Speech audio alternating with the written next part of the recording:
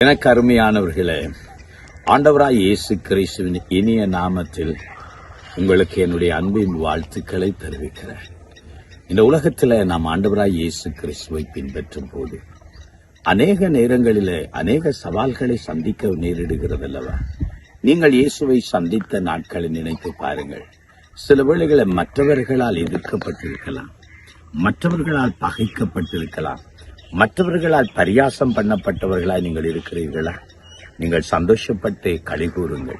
இயேசு சொன்னார், என் நாமத்தின் நிமித்தம் உங்களை துன்பப்படுத்தி பலவிதமான தீமையான வார்த்தைகள் உங்கள் பேரில் பொய்யாய் சொல்வார்களானால் நீங்கள் சந்தோஷப்பட்டு களி கூறுங்கள், பரலோகத்திலே உங்கள் பலன் மிகுதியாய் இருக்கும் என்று ஆண்டவர் இயேசு சொன்னார். ஆனால் இன்றைக்கு அநேகருக்கு இயேசு கிறிஸ்துவின் நிமித்தம் பாடுபடுவதை, அவர்கள் துன்பப்படுவதை அபாக்கியவான்களாய் நினைக்கிறார்கள். இயேசுவை சில வேளையில மறுதளித்து விடுகிறதை நாம் பார்க்கிறோம். நான் ரட்சிக்கப்பட்ட ஆரம்ப நாட்களில அங்கே இருந்து என்னுடைய ஊழிய வாழ்க்கைக்குள்ளே நான் கடந்து வந்த போது என்னோடு படித்த ஒரு நண்பன் என்னை பார்த்து சொன்னான், நீ எல்லாம் இன்றைக்கு பெரிய பாஸ்டர் ஆயிட்டா, ஆனா உன்னாலதான் நான் இயேசுவை அங்கு ஏற்றுக்கொள்ளவில்லை, நான் பின்வாங்கி போனேன் என்று சொன்னான். அது எனக்கு அதிர்ச்சியை கொடுத்தது. நான் ஒருவனை ஆண்டவருக்குள்ள ஆதாயம் பண்ணத்தான் நினைக்கிறேன். ஒரு ஆத்துமாவை எப்படியாவது நிச்சயத்துக்குள் கொண்டு போகணும் என்றுதான் நான் ஊழியம் செய்கிறேன். ஆனால் என்னாலே ஒருவன் கெட்டு போய்விட்டானே, என்னாலே ஒருவன் பின்வாங்கி விட்டானே என்று சொல்லி நான் கவலை அடைந்தவன். அவனை பார்த்து கேட்டேன், ஏன் அப்படி சொல்கிறாய் என்று கேட்டபோது சொன்னான், நான் உனக்கு முன்பாக நான் இயேசுவை ஏற்றுக்கொண்டவன். என்னுடைய கிராமத்திலே அந்த குடும்பம் இயேசுவை முன்பாக ஏற்றுக்கொண்டவர்கள். ஆனால் நாங்கள் விளையாடுகிற நேரத்திலே என்னுடைய நண்பர்களோடு சேர்ந்து அந்த வாலிபனை நான் பரியாசித்தது உண்டு. நான் சொல்வேன், இவன் எங்களுடைய கத்தோலிக்க மார்க்கத்தை விட்டு போய்விட்டான், இவன் பருப்புக்கும் அரிசிக்கும் அங்கே செமனுக்குமாகவே இவன் எங்களுடைய மதத்தை மாறிவிட்டான் என்று கேவலமாய் கீழ்த்தரமாய் அவனை பற்றி பேசுகிற போது அது அவனுக்கு வெட்கத்தை கொடுத்தது, அவனுக்கு துக்கத்தை கொடுத்தது. அதனாலே அவன் ஆலயத்துக்கு போவதை மறந்து விட்டான், இயேசுவை தேடுவதை விட்டுவிட்டான். அவனுக்கு வெட்கமாயிருந்தது. பாருங்கள் எனக்கு அருமையானவர்களே, நான் அதை அறியாமையில் செய்தது.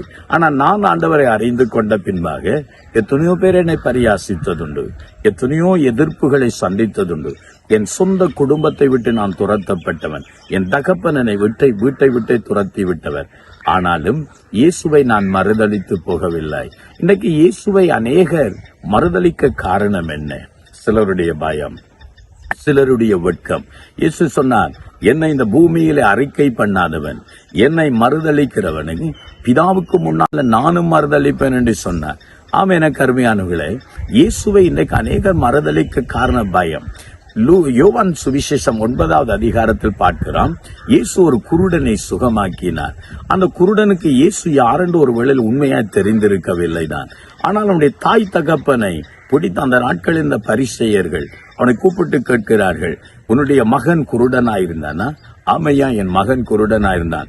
எப்படி குருடாகி சுகமடைந்தான், எப்படி பார்வை அடைந்தான் என்று சொன்ன போது அவர்களுக்கு பயந்தவர்களாக அவன் சொன்னான், எங்களுக்கு தெரியாது, அவனே வயதுள்ளவன், அவனை கேட்டு பாருங்கள் என்று சொல்லி யோவான் சுவிசேஷம் 9வது அதிகாரம் 22வது வசனத்தில், ஏனெனில் இயேசுவை கிறிஸ்து என்று எவனாவது அறிக்கையிட்டு சொன்னால் அவனை ஜெப ஆலயத்துக்கு புறம்பாக தள்ளி போடுவோம் என்று சொல்லி அந்த நாட்களில் அவர்களுக்கு பயமுறுத்தாட்டி வைத்திருந்தார்கள். யூத மத தலைவர்கள் அந்த நாட்களில் இயேசுவை கிறிஸ்து கர்த்தர் என்று யாரும் சொல்லக்கூடாது என்று சொல்லி, அப்படி சொன்னால் ஜெப ஆலயத்துக்கு புறம்பாக தள்ளி போடுவோம். இன்றைக்கு அநேகர் அப்படித்தான் பயமுறுத்தாட்டுகிறார்கள். இயேசுவை ஏற்றுக்கொண்டால் சபர்காலை கொடுக்க மாட்டோம், இயேசுவை ஏற்றுக்கொண்டால் இவருடைய சர்ச்சில் இருக்கிற மெம்பர்ஷிப்பை அகற்றி போடுவோம், இயேசுவை ஏற்றுக்கொண்டால் உங்களுடைய மரணத்துக்கு திருமணத்துக்கு நாங்கள் வரமாட்டோம், இயேசுவை ஏற்றுக்கொண்டால் வீடு கொடுக்க மாட்டோம், இயேசுவை ஏற்றுக்கொண்டால் ஊரினாலிருந்து கழித்து விடுவோம் என்று சொல்லி அநேகரை பயமுறுத்தாட்டிய வைத்திருக்கிறார்கள். ஆனால் இந்த குருடனாய் இருந்து பார்வை அடைந்தவன் அவன் சொன்னான், அவர்தான் கர்த்தர். எப்பயாவது குருடர் பார்வை அடைந்தது நீங்க பார்த்திருக்கிறீர்களா? நான் அவரை தீர்க்கதரிசியாய் பார்க்கிறேன், அவரை ஆண்டவராக பார்க்கிறேன் என்று சொன்னார். இன்றைக்கு சமுதாயத்துக்கு பயந்து, இல்லாவிட்டால் உங்களுக்கு கிடைக்க வேண்டிய சுகபோக நன்மைகள் இல்லாம போய்விடுமே, ஐயோ அரசாங்கத்தால கொடுக்கிற வீடு, கிராம உத்தியோகத்தர்கள் அதை அகற்றி போடுவார்கள், இல்லாவிட்டால் எங்களுடைய கிராமத்திலிருந்து எங்களை ஒதுக்கி போடுவார்கள் என்று பயப்படுகிறீர்களா? மனுஷனுக்கு பயப்படாதீர்கள். இயேசு இதை சொன்னார். சரீரத்திலே கொல்ல வல்லவனுக்கு நீங்க பயப்படாமல் உங்கள் ஆத்துமாவை நரகத்தில் தள்ள வல்லவருக்கு பயப்படுங்கள். இந்த உலகத்தின் காரியம் ஒருவேளையில நம்முடைய வாழ்க்கையில நிச்சயம் அல்ல. இந்த உலகத்திலே ஏதோ ஒரு ஒன்று நாம் கொண்டு வந்ததும் இல்லை, கொண்டு போக போறதும் இல்லை. ஆனால் இயேசு கிறிஸ்துவுக்காக நின்று பாருங்கள்.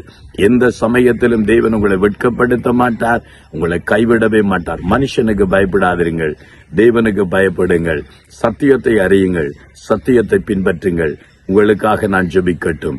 பிதாவே, இந்த நாட்களில அநேகர் ஆண்டவரை பயத்தின் நிமித்தம், வெட்கத்தின் நிமித்தம் உம்மை மறுதளித்து விடுகிறதை பார்க்கிறோம். உலகம் ஆண்டவரை அவர்களை பயமுறுத்தாற்றுகிறது. உலகத்தில் அவர்கள் கிடைக்க வேண்டிய நன்மைகளை தடுத்து விடுகிறார்கள். ஆனால் எந்த சூழ்நிலையிலும் இயேசுவே கர்த்தர் என்று நாங்கள் அறிக்கையிட பலனையும் கிருபையும் ஒவ்வொருவருக்கும் கொடுக்கும்படி ஜெபிக்கிறேன். இயேசுவின் நாமத்தினால் நம்முடைய பிள்ளைகளை ஆசீர்வதிக்கும்படி ஜெபிக்கிறேன் நல்ல பிதாவே. ஆமேன், ஆமேன், ஆமேன. கருமையானவர்களே, இயேசுவை ஏற்றுக்கொண்டு அவருக்கு சாட்சியாய் வாழுங்கள். கர்த்தர் உங்களை ஆசீர்வதிப்பார். God bless you.